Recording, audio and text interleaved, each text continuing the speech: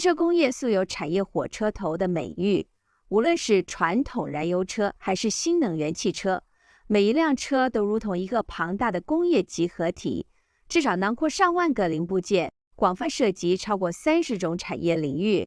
这一庞大的产业链所释放出的经济效应，远超我们的想象范畴。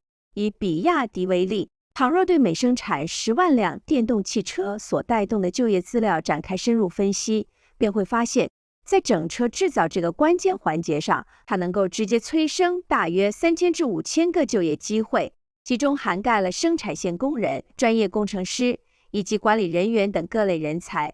而在包括电池、电子元件、车身零部件等在内的供应链环节，它所带动的间接就业数量可能是直接就业人数的2至3倍之多。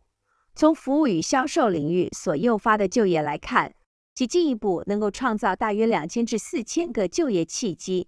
综合上述资料，不难看出，每生产10万辆电动汽车，整个产业链极有可能带动约11000至24000个就业机会。April 2025 marks a seismic shift in U.S. trade policy. President Trump's Liberation Day tariffs aim to revive American manufacturing, but instead, they've ignited coast-to-coast protests and shaken global markets. The hardest-hit sector? Automobiles, especially EVs, now caught in a geopolitical tug-of-war. U.S. President Donald Trump has announced a 25% tariff on all car and light truck imports into the country. It's due to come into effect on April 2nd.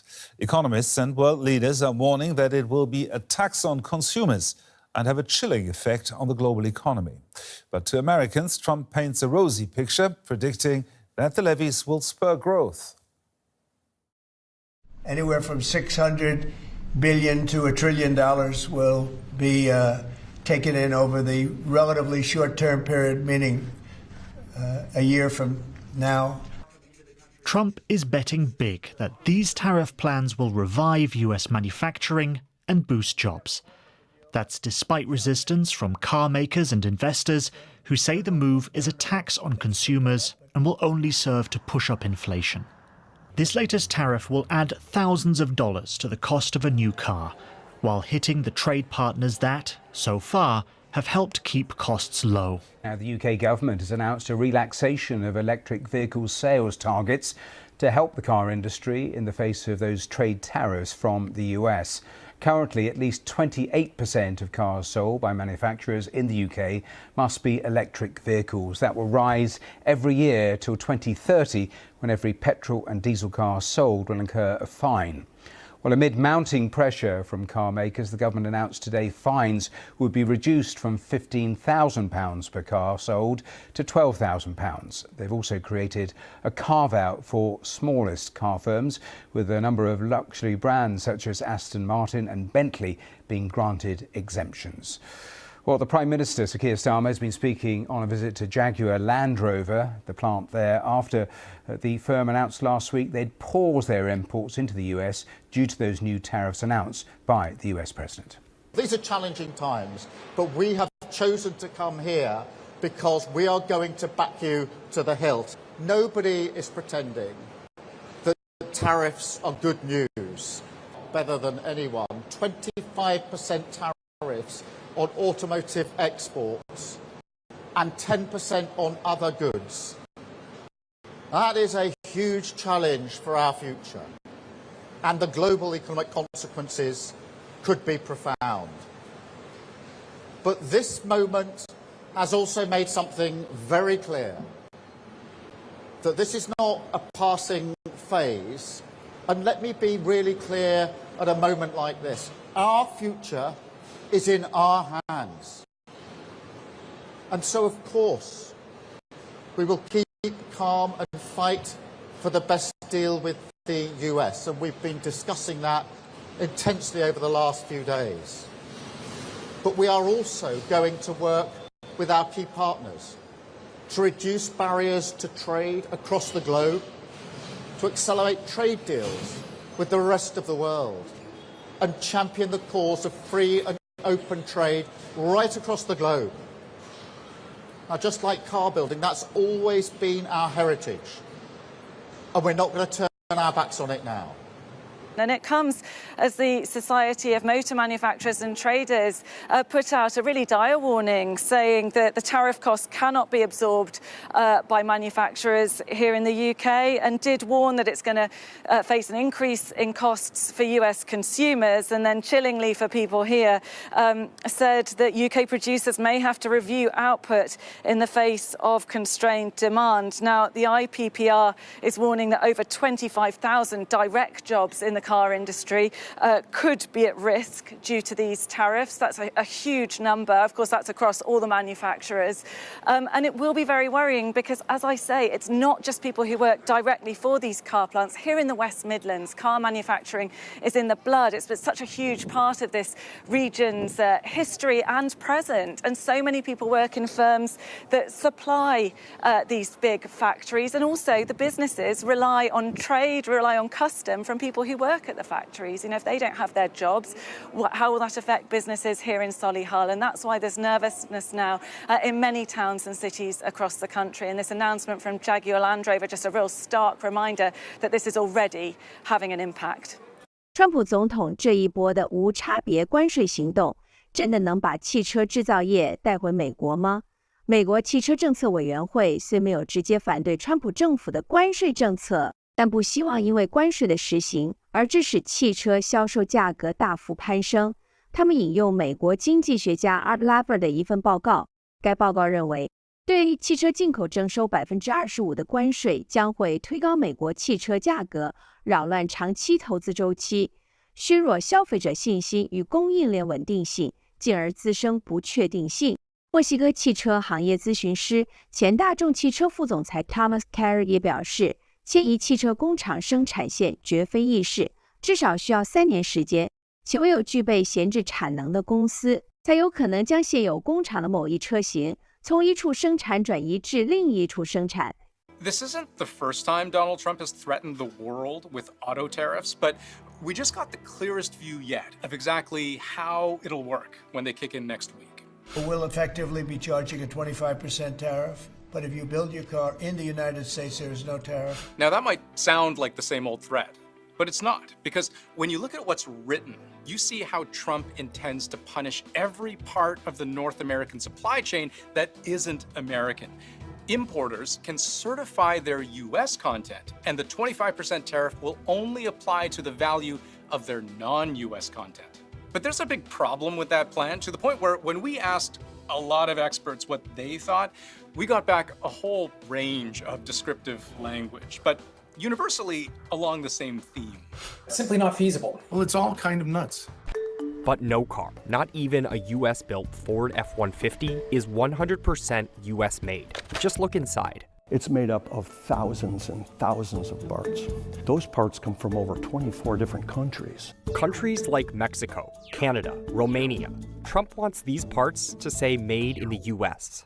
But moving all of this is not so simple. To lift and shift that whole thing, that's kind of like saying, pick up the state of Maine and move it over to Wyoming. Could you do it? I suppose you could, but man, it would be tough duty. So let's break it down to understand what Trump is trying to do with a slew of new tariffs and why automakers are warning it could backfire. This chart shows where cars sold in the US are coming from. All of these cars now face that 25% auto tariff. But this 53% of US-made cars is also affected by that tariff because of all of those foreign parts. Some of the major components, this is for the Ford F-150. They have an alternator, create current. It's from Mexico. We have half shafts. These deliver torque to the wheels from the driveline. They're from Canada. We have tires, of course, 5 of them. These come from Korea. Of course, you have to have wheels. In this case, a styled tractive wheels. These all come from Mexico. Those tires from South Korea would face that auto tariff and any reciprocal or universal tariff placed on the country. Those parts from Canada and Mexico, well, that's where it gets more complicated. Eventually, they would face that auto tariff, any reciprocal or universal tariff, and an additional Mexico-Canada tariff. But the White House said parts compliant with the U.S.-Mexico-Canada Trade Agreement, or USMCA, remain tariff-free until there is a process to apply tariffs to their non-U.S. content. And for some parts, like a transmission, there will be a lot of content to consider. When you realize what goes into an automatic transmission, that's what this is. And so you can see this plethora of parts, gears and seals, springs, fasteners, valves, and shafts, all these different parts. They can come from different suppliers, and those suppliers can be located pretty much anywhere in the world. 川普身为商人出身的总统，尽管有人调侃他的专长只在房地产领域，但他绝不可能不懂商业的基本逻辑。所以这次他开启大规模的关税战目的是什么？目前各界都在猜测。暂且不论他的真实意图，汽车业在遭受第一波的川普冲击，已悄然拉开了一段新的发展篇章。虽然成功几率可能不高，却极有可能朝着联合求生的方向迈进。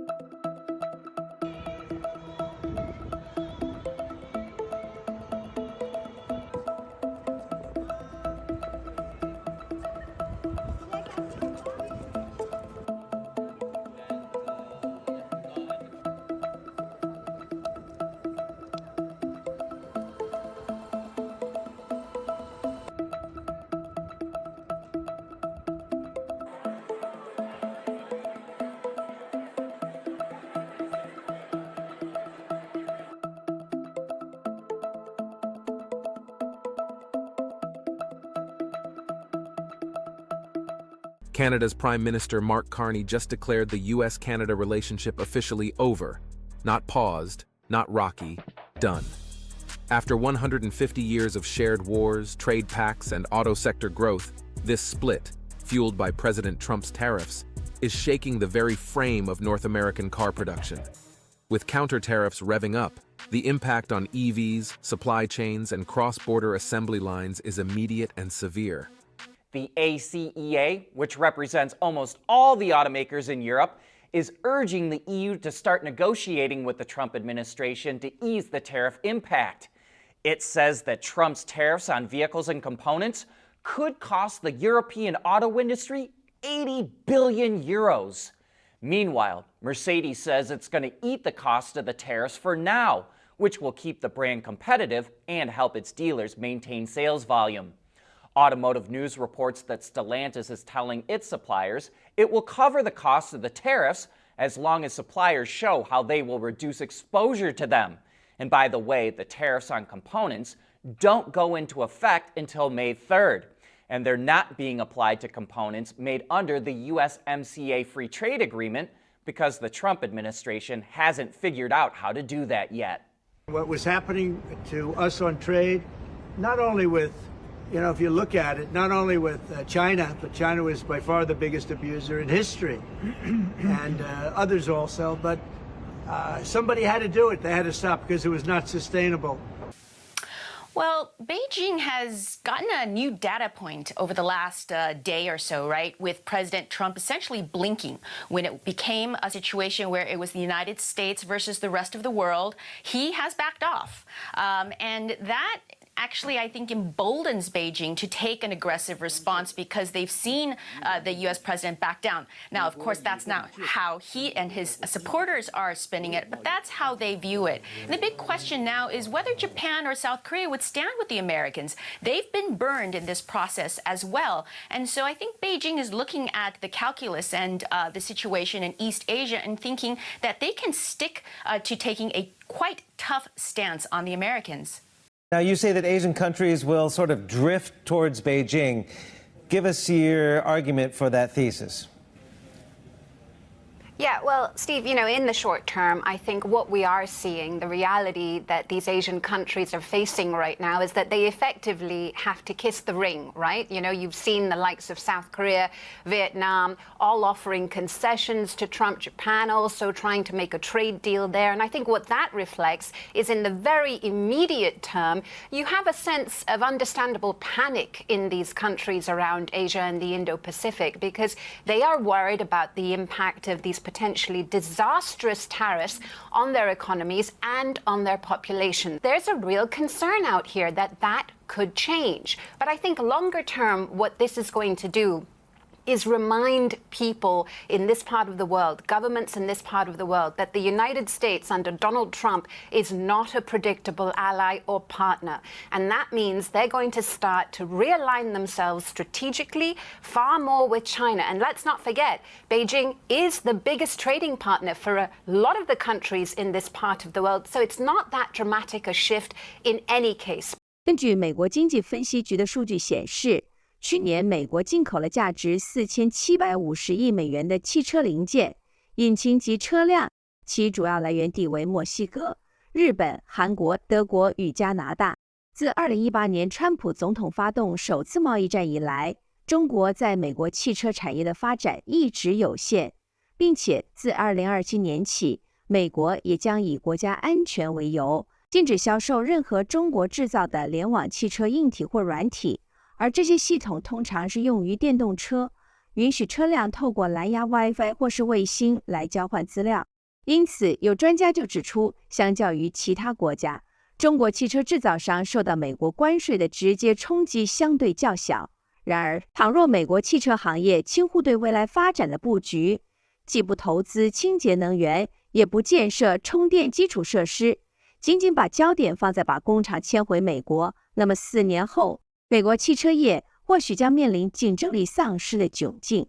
虽然现在各国关注的焦点依然是如何维系依附于汽车工业底下庞大的民生生态，但面对地球环境的变迁以及商业形态的转变，朝新能源汽车发展的进程已经走在不可逆的轨道上。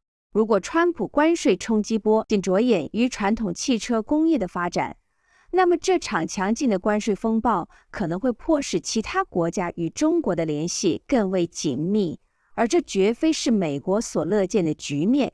That labor-saving investment, analysts say, will come in the form of automation. When you move production to the U.S., you do it, because you need to be close, but it doesn't necessarily bring a lot of jobs with it. It brings a lot of automation. But the United Auto Workers Union applauded Trump's tariff on foreign autos, adding it's now on the automakers to bring back good union jobs to the U.S. To make investments months or years into the future, automakers need certainty and stability. They want it to be clear what's going to happen, when it's going to happen, and why it's going to happen. But automakers are still waiting for clarity on the extent and application of the various tariffs, especially after the pause and then temporary exemption from the Mexico-Canada tariffs. The uncertainty of whether and how long these tariffs will stick around is creating real dollars waste in terms of warehousing and trucking, and call it soft waste, wasted time, wasted energy, wasted attention that could be better deployed building and designing the next vehicle, the next system. That time spent debating if this alternator should continue to come from Mexico or this crossbeam from Canada is to some a distraction from the larger disruptors in the industry, namely the fast-moving Chinese competition. China is now the world's largest vehicle exporter. So far this year, CNEV Post says wholesale sales of China passenger EVs totaled 2.85 million, up 44% year on year. 44% growth. If we see this again next year, we're going to be seeing China's NEVs, predominantly electric cars and plug-in hybrids, probably have around 75% market share. There's a good chance by the end of 2027, no more internal combustion cars will be sold in China. That's going to radically change the Chinese automotive industry, but radically change the futures of many car companies because they'll be crushed in China.